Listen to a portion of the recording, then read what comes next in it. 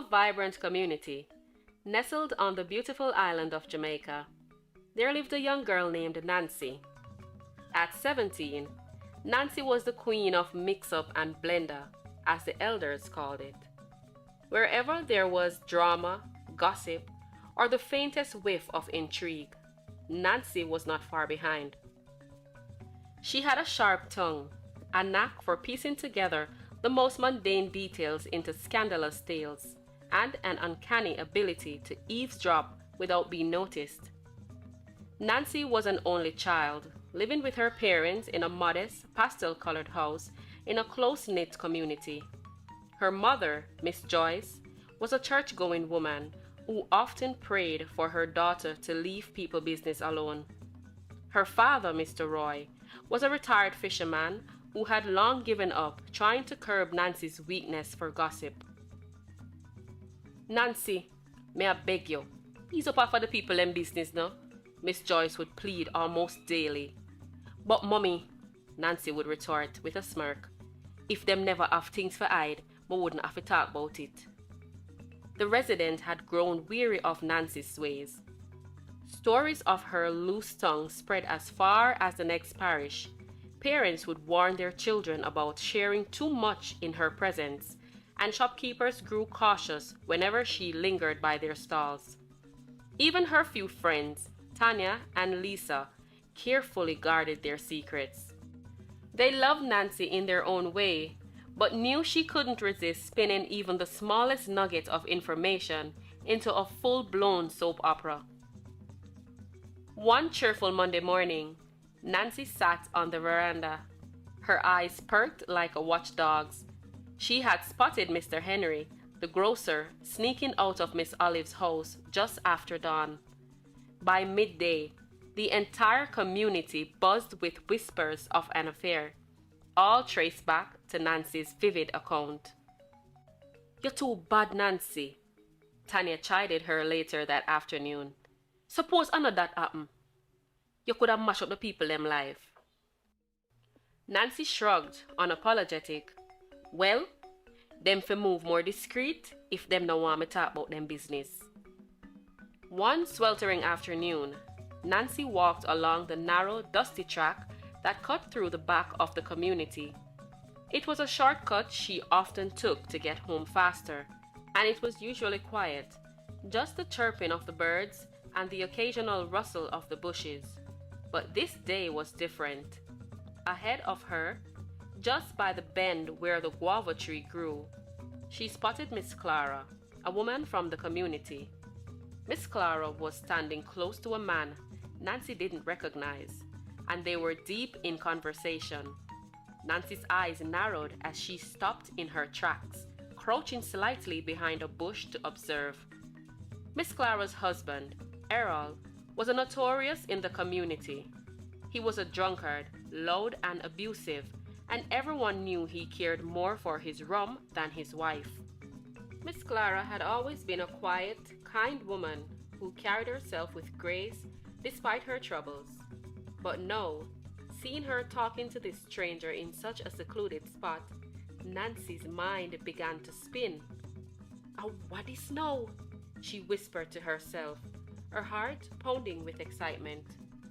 Miss Clara and the man departed ways after a while, and Nancy quickly darted back the way she came, her head buzzing with the juicy piece of information.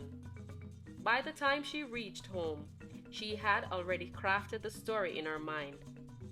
Later that evening, she made her way to Errol, who was predictably at the rum bar.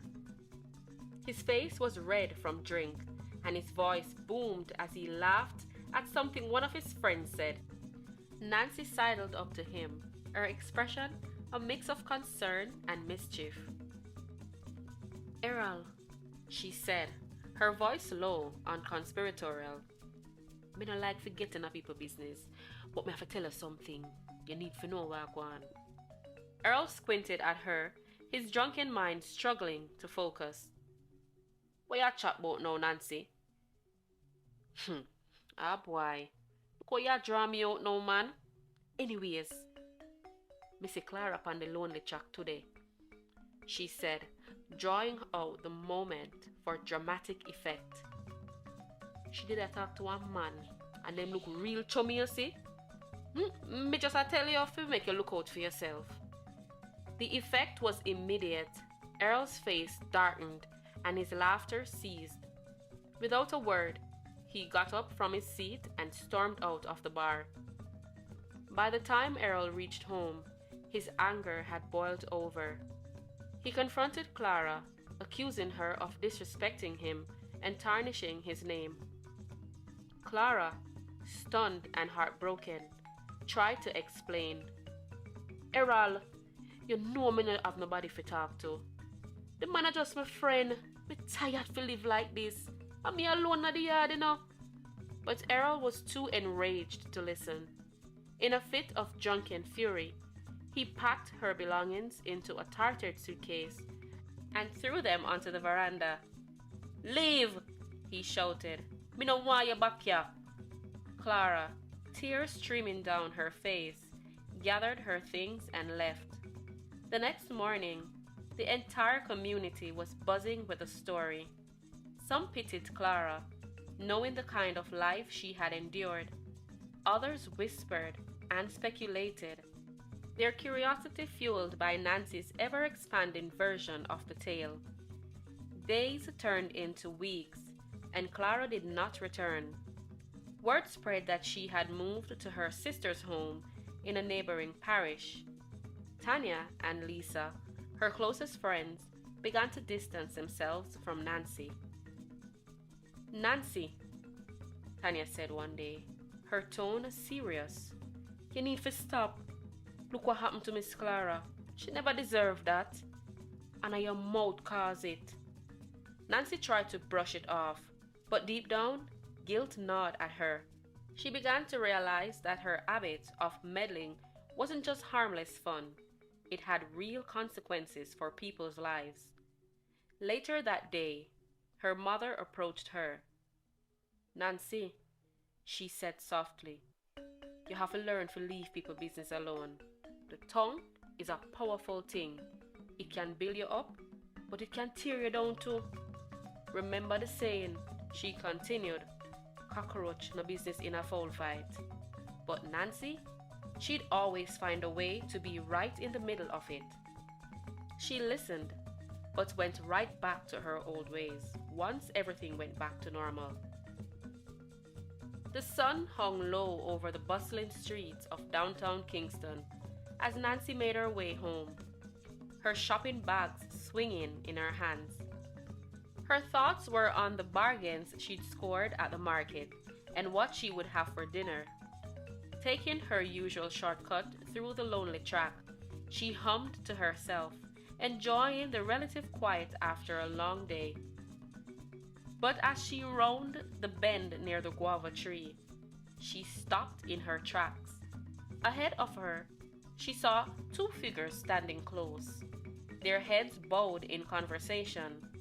At first, she didn't think much of it. This track seemed to attract secret meetings. But then, something about the man's stance and build struck her as familiar. Nancy squinted, her heart thudding in her chest. When the man turned slightly, the bags of groceries nearly slipped from her hands. It was her father, Mr. Roy, and the woman, not her mother. Her throat went dry, her knees felt weak, as if the ground beneath her was crumbling. The laughter and warmth her father always carried seemed distant and foreign now, replaced by the image of betrayal. Nancy wasn't the only one who had witnessed the scene. Further down the track, hidden by a cluster of bushes, stood Miss Clara. She had been on her way back to her sister's home after visiting friends in the community. When she saw Mr. Roy and the woman, her instincts kicked in. Quietly, she took out her phone and recorded the interaction. Miss Clara had no intention of releasing the video. It wasn't her style to stir trouble, especially after what had happened to her. But she couldn't deny the irony. The daughter who had upended her life with gossip now had her own scandal to deal with. As Mr. Roy and the woman departed, Clara stayed hidden until the coast was clear. She stepped out cautiously and made her way down the track, only to come face to face with Nancy. Nancy's face was pale, her usual confident demeanor replaced by a look of sheer disbelief. Her hands trembled as she clutched her shopping bags, and her eyes darted nervously, as if searching for an explanation where none was existed. "Clara?" Nancy croaked, her voice barely above a whisper. Clara raised an eyebrow, but said nothing. Her lips pressed into a thin line. She wasn't one to kick someone while they were down, even if it was Nancy. Nancy's heart still pounding from the shock of seeing her father with another woman. She had barely processed the scene when Miss Clara, seemingly out of nowhere, approached her on the track. "Good evening, Nancy," Miss Clara greeted her, her tone polite but distant. Nancy's emotions were a chaotic storm, shock, anger, and humiliation swirling together. Miss Clara didn't seem to know what Nancy had just witnessed, but her calm demeanor grated on Nancy's nerves. "And when you come back?"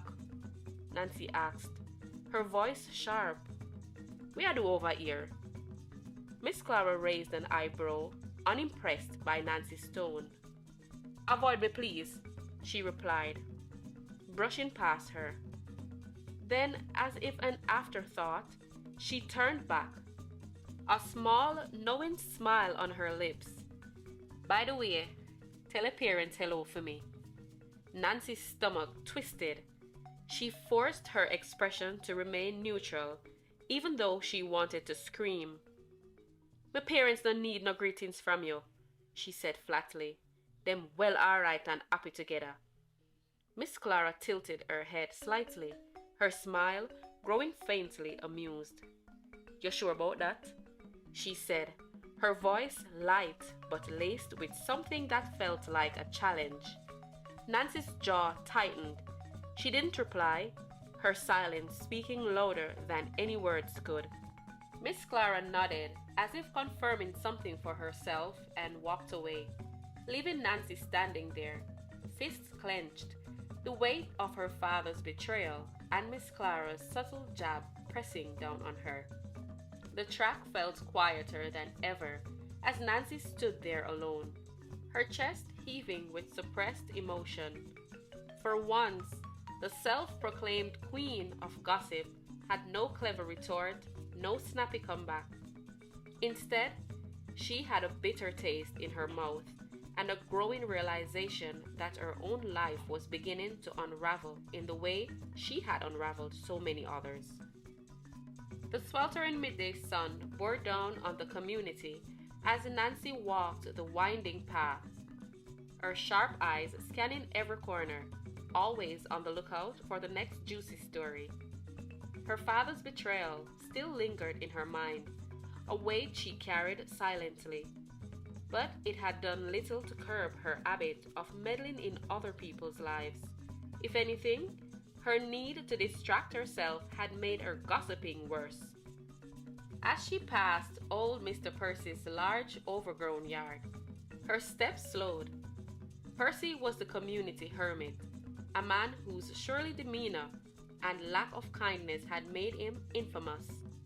His yard was filled with mango, ackee, and breadfruit trees, with branches heavy with ripe fruits, yet no one dared to ask him for even a single fruit. He had a reputation for shouting at anyone who came too close, threatening them with his machete. Nancy's curiosity was piqued when she noticed movement near the high stone wall that bordered Percy's yard. Squinting, she saw a figure, a woman, hoisting herself over the wall. Nancy's eyes widened as she realized who it was. Miss Sandra, the single mother who lived next door to Percy. Miss Sandra's clothes clung to her from the effort, and her face was etched with determination. Nancy could see her climbing the wall with practice ease, slipping down into Percy's yard like a shadow. Once inside, Sandra began picking fruit with urgency, her hands moving swiftly from branch to basket. Nancy's heart raced. This was the kind of drama she lived for. Her first instinct was to call out to Sandra right there and then, but she paused. This was a golden opportunity to stir up the kind of mischief that would have the entire community talking for days. She ducked behind a parked car and waited, watching as Sandra filled her baskets.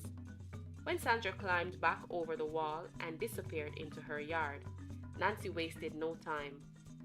She darted to the nearest gathering spot, where a group of women were chatting near a stall. "Yes, what me just see," Nancy began, her voice dripping with intrigue. "Me say, Miss Sandra climbed over Percy wall a while ago and thief the fruits them off him tree. Just spot her a while ago." The reaction was immediate, their voices rising in a chorus of shock and speculation. "Fi true? But Sandra a Christian woman?" one exclaimed. "Christian or no Christian, hunger no partial nobody," Nancy said, her tone smug. "Me just owe a person a find out say a she, or the whole community a go hear about it," one of them said. Nancy know. "So we already know how that a go," another one chimed in. By the next morning, the story had spread like wildfire. Everywhere Sandra went, she was met with whispers and sidelong glances. The shame was unbearable, but she kept her head down, focusing on her children. Meanwhile, old Mr. Percy caught wind of the tale.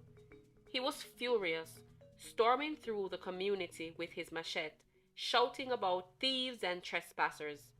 "Me don't want nobody in my yard," he bellowed. "Sandra, you better stay far from my place, you know."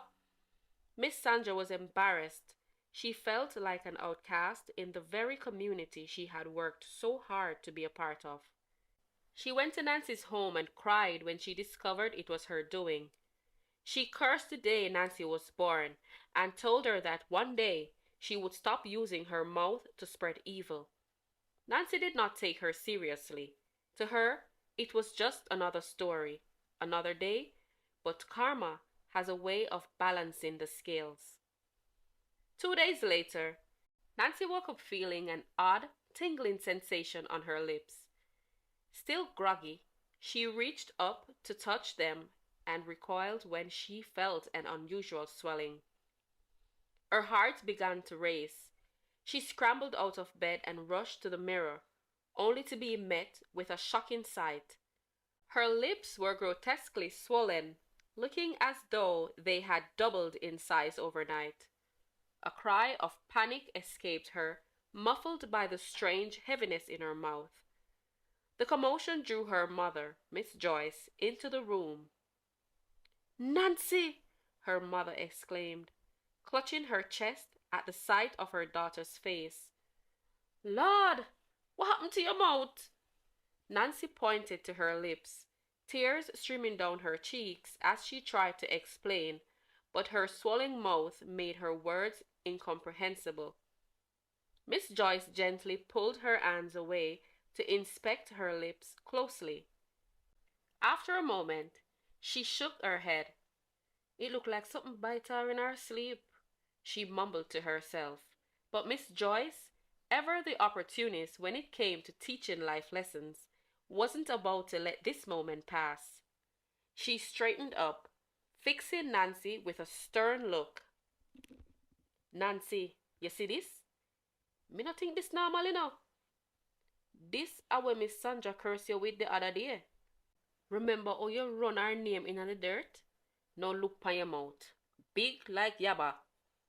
Nancy's eyes widened in disbelief. She waved her hands frantically, trying to protest, but her swollen lips made any attempt at speech futile.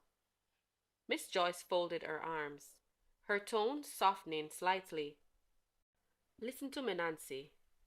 Whether it's the curse or just coincidence, You need to take this as a wake-up call. You can't go around life and tear down people like that and expect good things to come back to you. Nancy sniffled, her pride warring with her growing sense of guilt. You don't have no choice but to listen now, Miss Joyce continued. Hear what me say. Write some letters.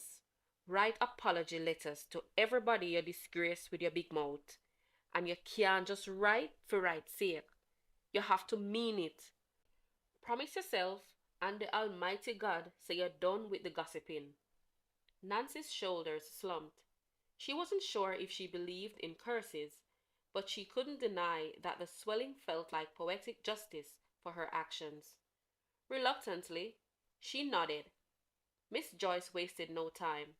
She brought out a notepad and pen, placing them in front of Nancy. Start with Miss Sandra, she said firmly.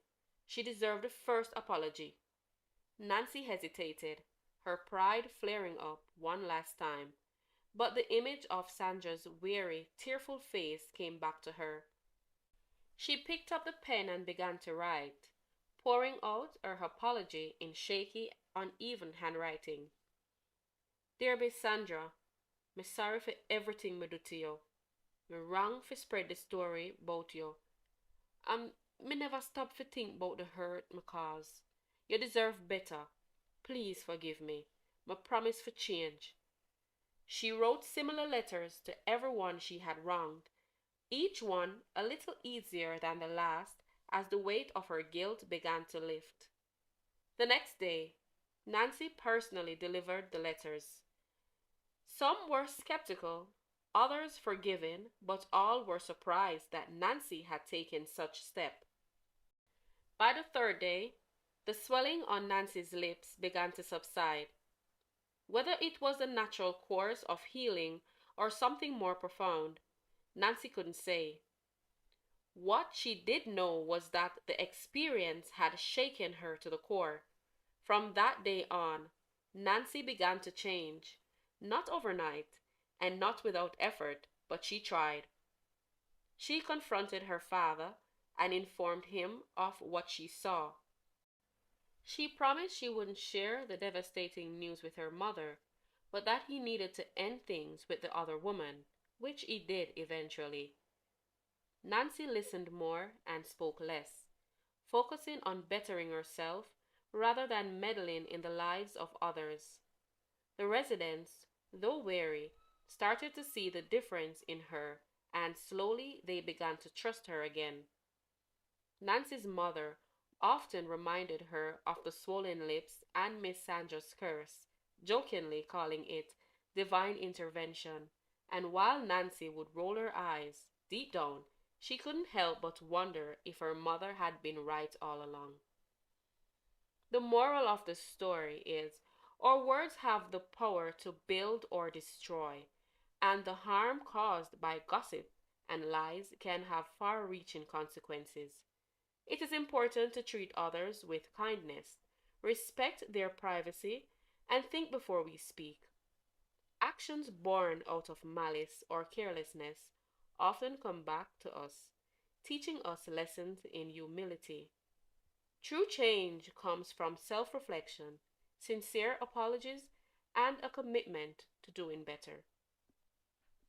Hey guys, thank you once again for coming back to our channel. I really appreciate your support. I hope that you all are having a great day and that you will stick around for the next story. Have yourself a wonderful day. Be blessed.